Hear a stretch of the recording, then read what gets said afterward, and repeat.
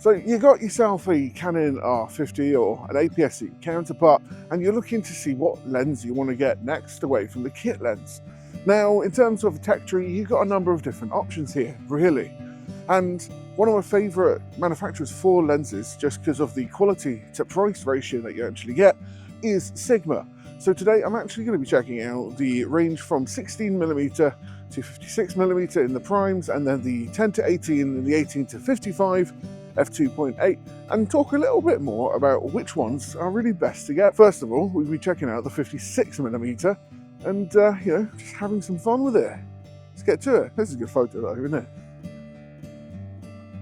The thing is, everyone else thinks it's a good photo as well. So the 56mm focal length is actually equivalent to what you would expect out of an 85. In fact, it's an 84 when you actually do the math. Not saying that it took me a while to do that then.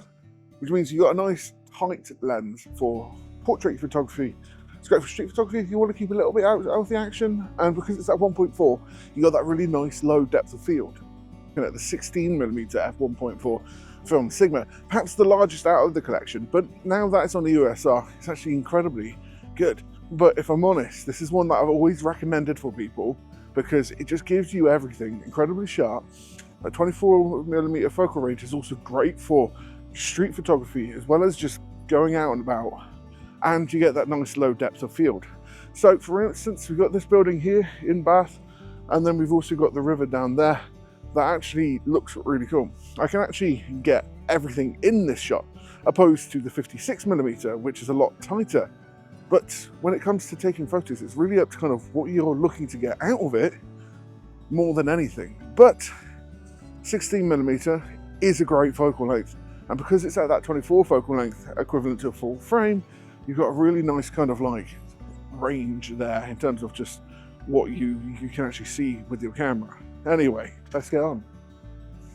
Now what I'm waiting for here, because I'm going for a little bit of a tighter shot here, opposed to the 16mm shot I just took, is to have somebody just peeking over the side there, like we've got now, and hopefully getting a cool shot that way.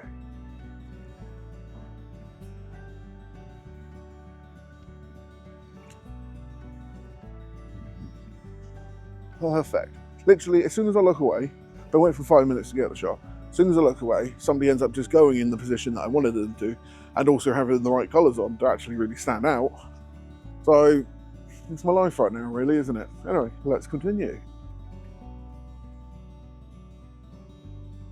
I like Bath quite a lot as a city. It's not massive, it's really kind of compact in a lot of ways, but the architecture is really quite nice. It's that typical very British architecture, sort of limestone colours, but you also got other things around the city, like depending on what time you have a lot of street performers.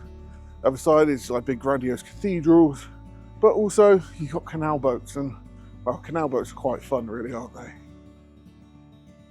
The thing about Bath as well is that you've got both wide open spaces but also really tight spaces as well, so you never really know what kind of style shot you can go for. For example, I'm just going to head into an arcade now, and a 56mm or a tighter lens would not be as great as a 24mm. I'll show it to you now.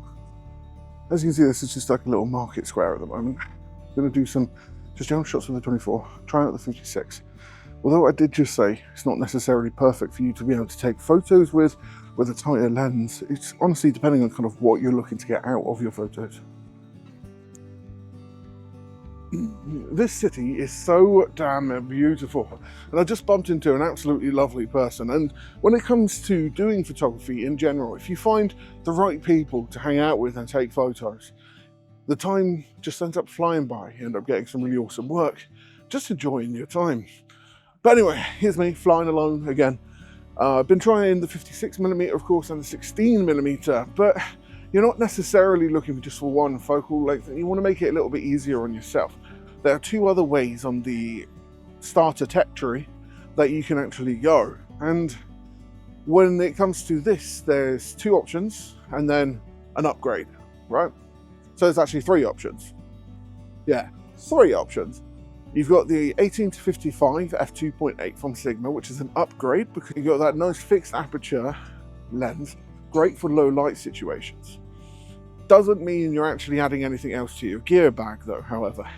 The next option is, of course, you do a lot of landscapes. You like shooting things that are bigger and grandiose, for example, this cathedral here, then you're going to look at something like a 10 to 18mm f2.8, which will give you kind of like a really great range and also have that fixed aperture. Again, great for low light situations, great for grabbing a lot of people if you're looking to take kind of like event photography, but it's really good for architecture, landscapes, just generally looking at an area and appreciating kind of what's there. So without further ado, I'm going to change over to the 10 to 18 and grab a couple photos from here and see what it's like.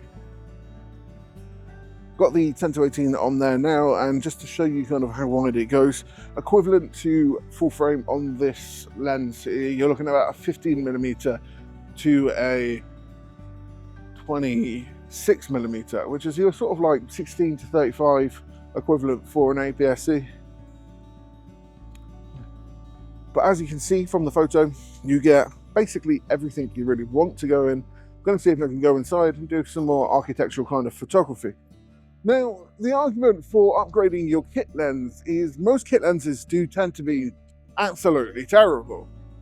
When it comes to upgrading the kit lens, not only do you usually get a lower aperture, especially when it comes to the 18 to 55 f2.8, you've actually got a nice range there as well. And biggest thing when it comes to the Sigma lenses, and this goes across the board, across the primes, the wide angle zooms, all of that, is the fact they're all really made out of metal. So they're a little bit heavier, yes, but the other side of it is that they feel a lot better in your hands.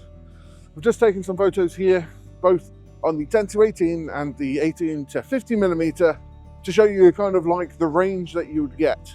So if you want versatility above all else, and you're not too bothered about having that nice low depth of field, then a really great option would actually be to upgrade your general kit lens. And personally, I'm not a great fan of kit lenses, but everyone starts somewhere, and sometimes it's better to have more lenses. But in other cases, if you want to really upgrade your everyday point and shoot camera, an upgrade to the actual lens is an actual better option, maybe. Anyway, the third and final part to the tech tree, and the other option, which I don't actually have with me today because I don't do quite yet for the USR, unless I correct myself later on in the edit, is something like a 70 to 300mm. That is for people that are interested in doing predominantly wildlife photography and really want to take photos of things at a distance. But the lens setup that they released over the course of last year to now, the 16, the 23, 30, 56, 10 to 18 and the 18 to 55mm are all really great options. And when it comes to what you really decide at the end of the day, that is up to you. So shooting in and about the area with the 10 to 18, I appreciate the versatility of having a zoom that actually has a decent wide angle. It's great for a load of different things. For example, videos, great for vlogging, great for your everyday purposes, great for landscapes as well as cityscapes. Maybe not fantastic for doing street photography with, because you really want somewhere kind of mid-range, maybe a little bit zoomed in. But overall, it's really useful to actually have a 10 to 18mm.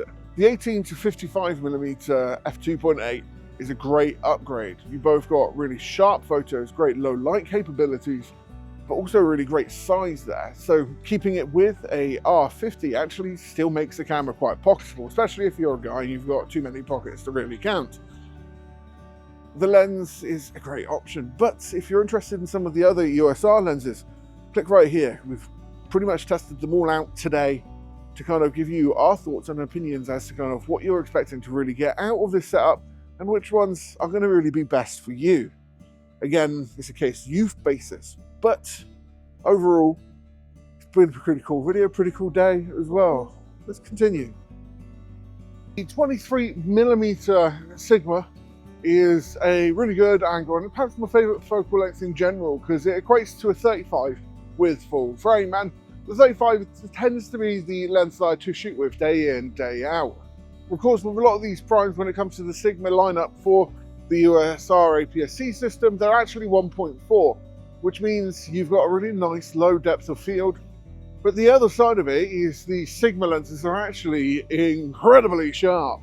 And that's at the widest aperture as well, because of course you can actually go for a nice tight aperture, but don't necessarily always want that. And I kind of like shooting at the baseline, if I'm honest.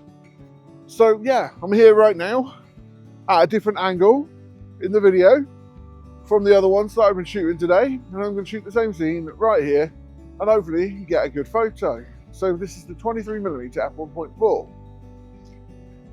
When it came to my setup when I originally started doing photography, I of course had the kit lens on a 350D and then a 600D. The first lens that I ended up getting past that point was of course a 50mm f1.4, or what's widely regarded as the nifty 50, and it's perhaps one of the best focal lenses you can actually have, in which the 56 was actually probably the closest to what I've shot today. But as I moved to full frame, I realised the 50mm focal length was actually entirely different. It's actually a little bit wider. And then that gave me a new appreciation for it as well. When it comes to the 30mm f1.4 from Sigma, you've got really great sharpness there, and you've also got an incredibly capable lens for your money. When it comes to a 50mm, it's actually regarded as a wide angle, and so is 35, but it's tight enough to really do portraits as well as being really great for street photography. In fact, I think it's probably my preferred street photography lens, more so than, you know, shooting with a 35, because it kind of keeps you just a little bit further out of the action, and you can get some incredible photos with it. I'm going to take one right now, hopefully. Anyway, when it comes to actually finding the focal length that really best suits you, or the lens that's going to best suit you in this general tech tree, of course, I wouldn't necessarily say upgrade straight away. The 18 to 50mm is excellent, and if you absolutely dislike that kit lens, then it's a great addition to your kit. Personally, I'd recommend getting something like a prime, because with that you have a whole heap of other possibilities. For example, shooting in lower light situations, which is something kit lenses always struggle with.